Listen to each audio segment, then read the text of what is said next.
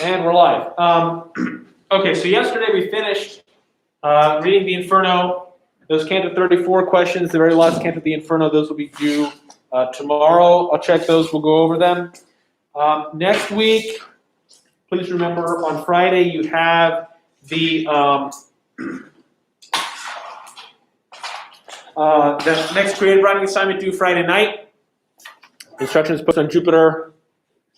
We will also have next week, let's see, probably Thursday, we're going to have our next test. So this will be on Inferno. What would that be? The 19th? No, the 18th. Let's say Thursday. Thursday that were not covered on the midterm that we read together. So that's starting after Canto 12. We have the following cantos. I'll give you the list so you can start studying those. The same ones that we've done, but some of these are from second quarter. So make sure that you have those. Start looking through them in the next couple days over the weekend. So next week you can ask questions about those if there are questions that you need clarification on. Okay, so it'll be the following cantos. 13, 14. So Inferno test. 13, 14, 17, 18. Those were from the end of the second quarter. And well, I guess 18 was this quarter. And then 31, 32, and 34. So there we have in 13 and 14, we have the descent into the Male Bolge and the beginning of the Male Bolge. In 17 and 18. But really 13 and 14 also covers the some of the other sins of violence. And then 31, 32, 34 are all set in Cocytus, the various sections of the frozen lake down there. So if you need any of those questions, they are posted on Jupyter with the assignments. They should all be there. If they aren't, let me know. And make sure you have good, complete answers to those questions. If there are any that you are unsure about, check your notes, check the book, ask me, ask in class, outside of class. Let's make sure that you know this material leading up to that. So you've got that. Let me erase the Cantos 31, 32 things here. Just make sure that's actually in Jupyter. Yeah. Canto 34. Putting the Canto 34 on Jupyter right now.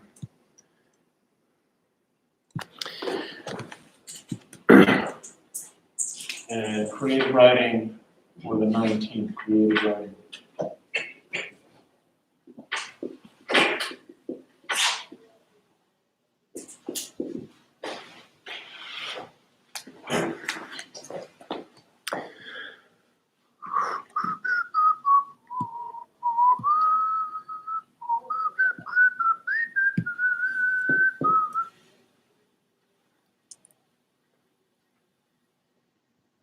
All right, so that's the first thing I want to talk about. Second thing is an opportunity in case you are interested. This year, Avalon and Brookwood are hosting a poetry competition, not just recitation, but the writing of poetry. So submitting original poems that you've written. Let me get the information about that up here. I'll post this also in Jupyter for you guys. Latin, English, Inferno. Questions. Okay. The Inferno 34 questions are now posted on Jupyter Grade.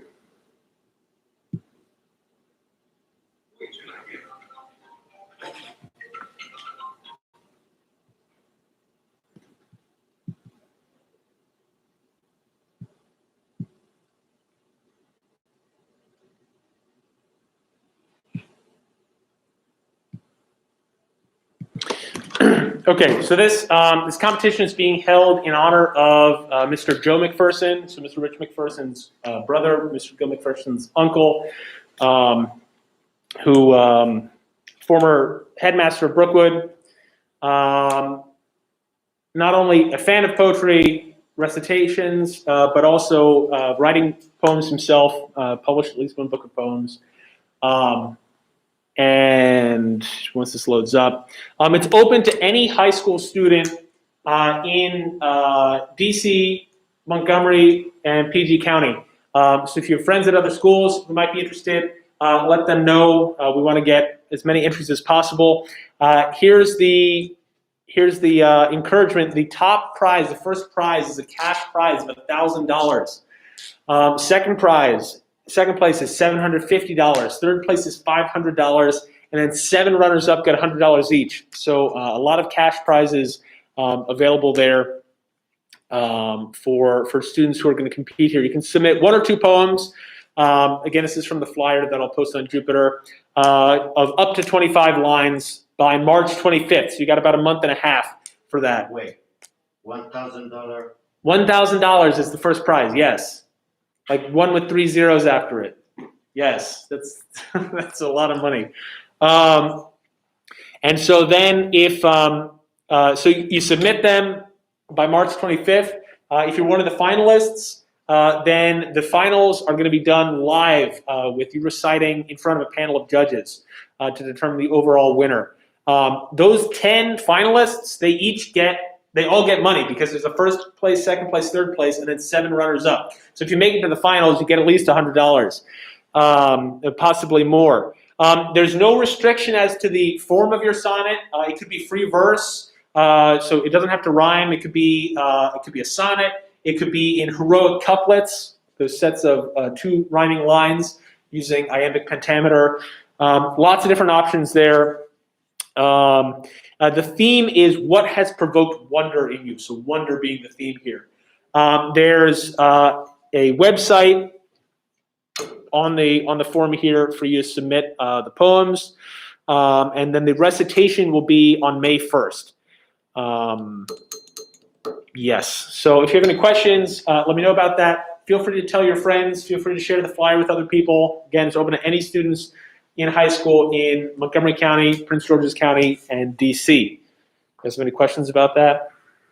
I'm really excited. A couple of faculty here are going to be judges for that.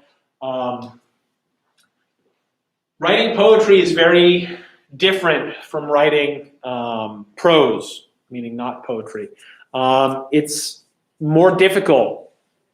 Every single word matters. The sound of the word matters. The rhythm of the words matter, in addition to the meaning of the words. And then you have the meaning and the sound and the rhythm all playing together to create this experience in the listener. So if writing poems is something that you've thought about, I encourage you to at least submit a poem. I'll check with the organizers about this, whether they'd be okay with this. But if you submit a poem, I'll give you extra credit, assuming that they're okay with letting into for submission. You know, even if it doesn't place, even if you don't think it's very good, I'll give you some extra credit. I want to encourage your participation in this. Give it a shot. You might find that you enjoy it. You know, maybe you won't be very happy with what you come up with, but it's something that you try again in the future. You do for your own. I don't want to say Mr. Cantor's wife, who's done a lot of poetry judging for us in the past. She likes to say that poems are works of art that you can take with you wherever you go. Memorize a poem, you have that with you always. You can recite it in your head. You can recite it for yourself. You can recite it for others. And it's just as, assuming that your recitation is, it's just as good as having it written on a piece of paper. You've actually got the real thing there. You know, whereas having a mental image of the Mona Lisa isn't quite the same thing as having it there. All right. Anyway, enough about that. If you have questions about that, there's an email address on the flyer, which is also posted around the school in a few places. I'll try to get one up in here the next day or two. So you can email them if you want feedback on your poem, if you're working on something and you want some advice, or you want me to take a look at it, I'd be happy to do that. All right, that's enough about that. So now that we've finished the Inferno, we're going to have this last test, but we're done with our writing assignments for the Inferno. We're going to start moving on and getting ready for our next work, namely Romeo and Juliet. And there are a few different things that I want to do to prepare for this. But the first thing that I want to do is make a more general point and talk about tragedy. So we had the two works that we've read so far this year. What kind of work were they? What genre were they? That's a good word to know, genre, meaning that the type of work. We had an epic, yes, the Odyssey is an epic, and then what about the Inferno? What's the genre there? This one's a little tricky. What do you say the genre is of the Inferno? I don't know, but it's called that because it has like the beginning of 3 or something. Yeah, what's the whole work called? Remember, the Inferno is only one part of that work. What's the whole thing called? The Divine what? Not a whole lot of that in the Inferno. Not a whole lot of that in the other parts of the Divine Comedy. Often we make a distinction between tragedy and comedy. Common symbol for the theater arts is you have two masks, one with a smiling face and one with a sad face for tragedy and comedy. The ancient Greeks used masks, and Romans used masks for their theater. But here, tragedy. Romeo and Juliet is a tragedy. It's a play. It's intended to be performed on a stage, which we're not going to be able to see it that way. We will watch at least one movie version of it, which is as close as we'll be able to get this year.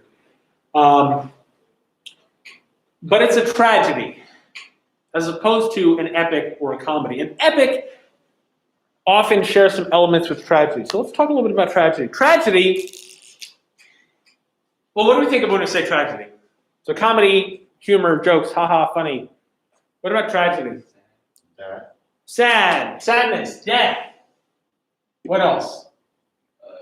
Dramatic, like something. Drama. Yes, so strong emotions or strong characters, sorts of things.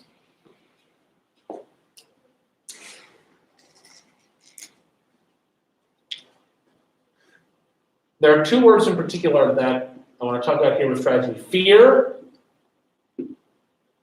and pity. Fear and pity. For Aristotle, one of his works called The Poetics, he writes about tragedy and also comedy. The second part where he wrote about comedy has been lost. But in the first part, where he talks about tragedy, he says this is what tragedy is about. It's about making the audience feel two things: fear and pity.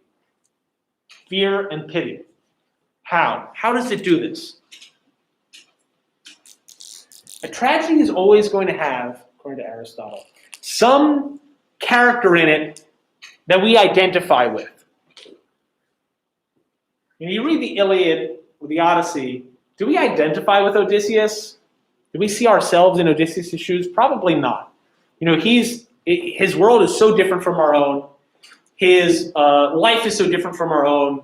His, he's descended from gods. He's a king. He's this great warrior. He's always getting assistance from various gods. We might sympathize with Odysseus. We might feel bad for him or feel happy for him, but we don't really identify with him. In tragedy, on the other hand, if we're going to feel some kind of fear, we need to identify with the characters involved. We need to feel like this affects us personally. But at the same time, we also need to feel bad for these characters. You have to pity them. Something bad is going to happen to them.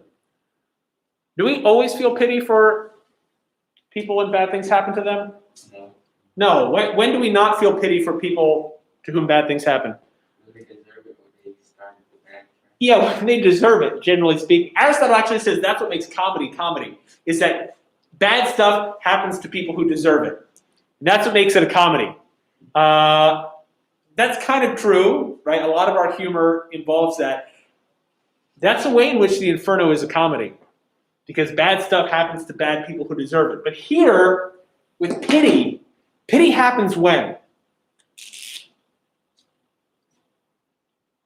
In the book, you mean When do we feel pity? When someone doesn't deserve dying. Right, when someone doesn't deserve what they get. So these characters here in a tragedy, we have to identify them with them. Characters we can identify with.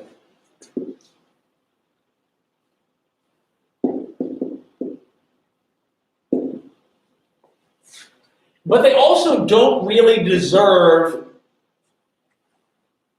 the bad things that happen to them.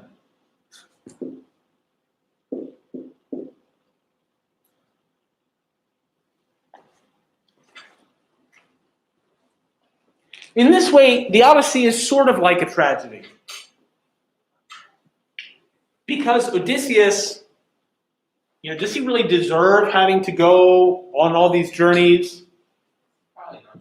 Be separated from his family for so long? Does his wife deserve being left all by herself, as faithful as she is for all that time? Does Telemachus deserve being in this terrible situation where he has to man up and kick this gang of riffraff out of his house? Probably not. We feel some pity for them. The difference is that we don't identify with them, so we don't feel like it affects us directly. With a tragedy, on the other hand, it's got to be someone who's a little bit closer to us, a little bit more familiar. This is not going to be someone like Achilles in the Iliad, who's this almost perfect figure. Here, this is someone who has flaws, who has their good points too. Probably somebody who's in a better situation than we are, maybe more powerful, a bit more wealthy, a bit better of a person.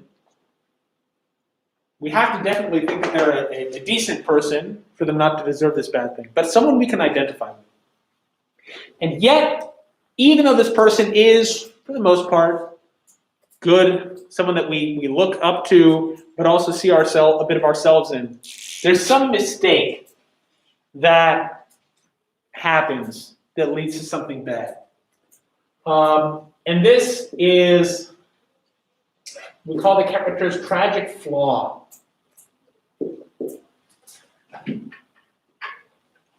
This is the mistake that the character makes. Tragic hero.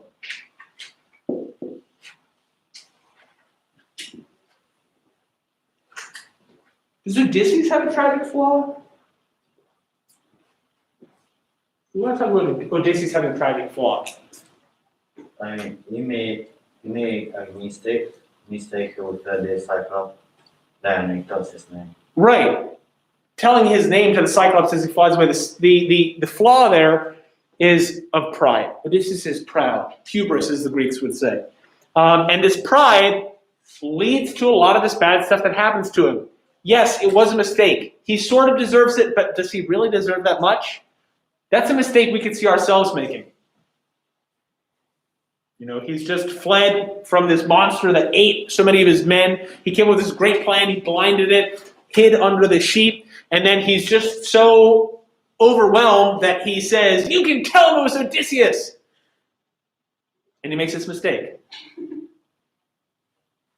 That's a mistake that you or I could easily make. Maybe we have made a similar mistake in the past. That's the tragic flaw. That's going to be really important here. So when you're writing these creative writing assignments, think about this. Think about characters that we can identify with, but that we also feel some pity for, who do make a mistake. We make mistakes all the time. Sometimes we don't suffer bad consequences for that. Other times we do. And when we're writing a tragedy, or we're reading a tragedy, we should be looking for these things. Okay. That's about all I had to say about tragedy. But this is a theme that's going to come up. So what are we gonna do later? Yes. Yep. But it's a tragedy. The play is a tragedy. within the sort of genre of theater, of drama, it's a tragedy as opposed to a comedy. Shakespeare wrote comedies, he also wrote tragedies. The tragedies tend to be more famous. All right. Notice also that this interplay between fear and pity is an important theme of the Inferno. We see it with Dante's spiritual growth as he goes through hell. Fear, obviously, we have a certain fear at the punishments that these people face, especially the ones who are fairly normal. But it's the pity that is misplaced. When we first see Paolo and Francesca, Dante feels pity. He thinks, well, that wasn't such a big deal, and that's a mistake that I could have made, maybe he thinks. But by the time he gets to the end, he's learned not to feel that pity for them, because they do, in fact, deserve these punishments. That soul that he sees in Cocytus, where he tells him, oh, yeah, sure, I'll break off the eyes from your eyes. And then he doesn't. He says to be mean to him was, what does he say? It made him glad to be mean to that soul. He no longer feels that pity by the time that he reaches the end of it. Yeah, fear, yes, definitely. Remember, he says, I can't even describe how frightened I was when I saw Satan. But the pity there, no. All right. Keep Paolo and Francesca in mind as we read Romeo and Juliet. That's all I have to say for today. Please make sure you get Canto 34 tomorrow, writing assignment next Friday, and Inferno test next Thursday. Thank you all very much. That's the guy. Well, that's about 5 minutes.